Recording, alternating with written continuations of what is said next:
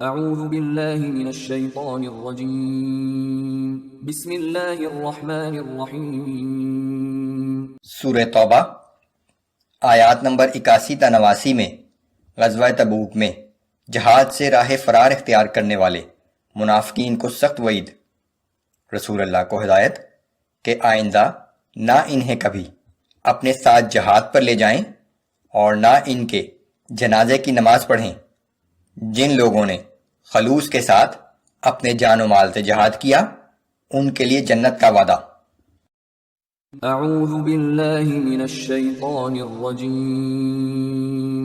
فرح المخلفون بمقعدهم خلاف رسول اللہ وكرهوا أن يجاهدوا بأموالهم وأنفسهم في سبيل الله وقالوا لا تنفروا في الحر۔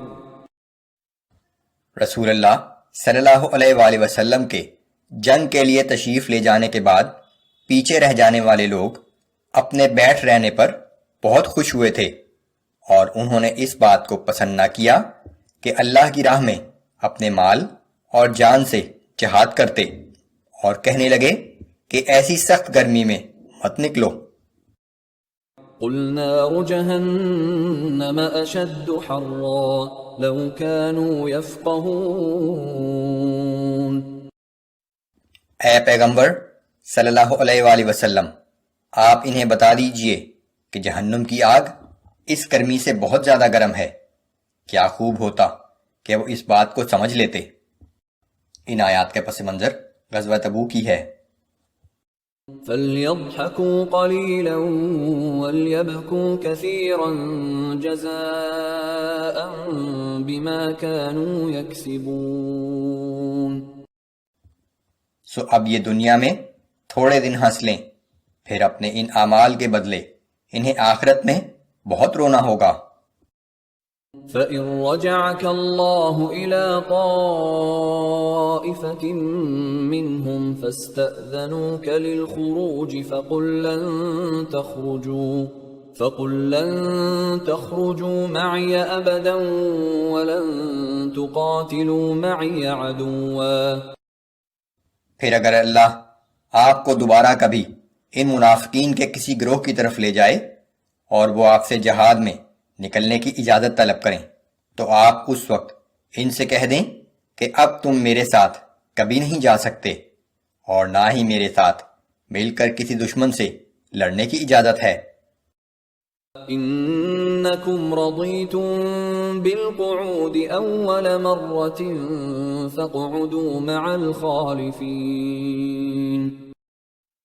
کیونکہ تم نے پہلی دفعہ پیچھے بیٹھ جانے کو پسند کیا تھا، تو اب بھی پیچھے رہ جانے والوں کے ساتھ ہی بیٹھے رہو۔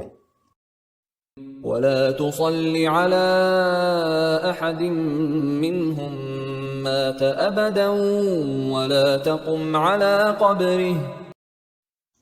اور اے پیغمبر صلی اللہ علیہ وآلہ وسلم، آئندہ ان منافقین میں سے جب کوئی مر جائے تو کبھی اس کے جنازے کی نماز نہ پڑھیں اور نہ اس کی قبر پر جا کر کھڑے ہوں۔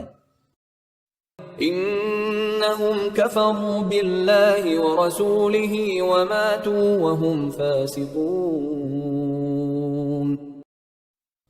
یقیناً انہوں نے اللہ اور اس کے رسول کے ساتھ کفر کیا ہے، اور وہ حالت کفر میں ہی مرے ہیں۔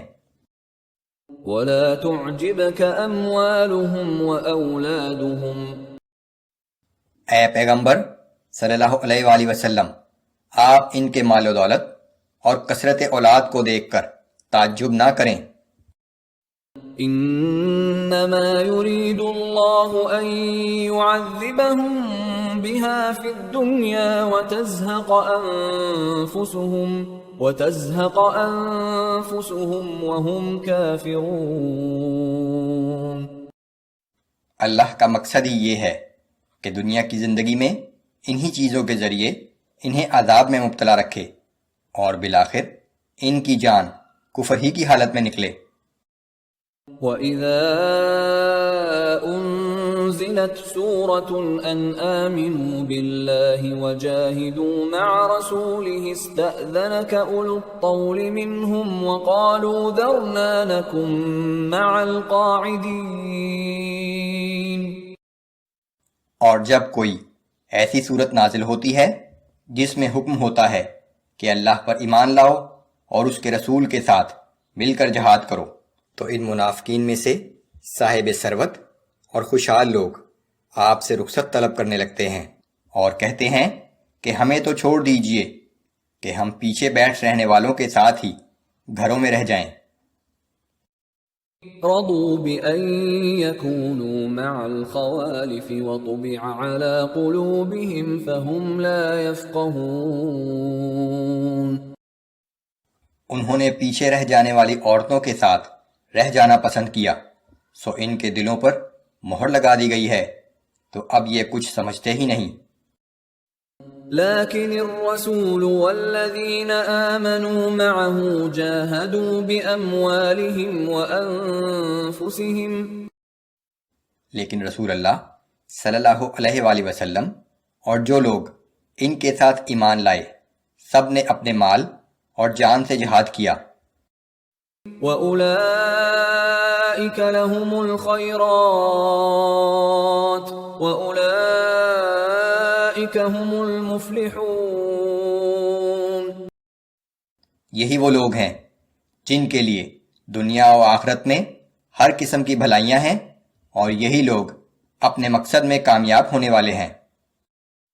أعد الله لهم جنات تجري من تحتها الأنهار خالدين فيها. اللہ نے ان کے لیے ایسے باغات تیار کر رکھے ہیں جن کے نیچے نہریں بہہ رہی ہیں، یہ لوگ ہمیشہ انہی باغوں میں رہیں گے. ذلك الفوز العظيم. دراصل ان نعمتوں کا حصول بہت ہی بڑی کامیابی ہے.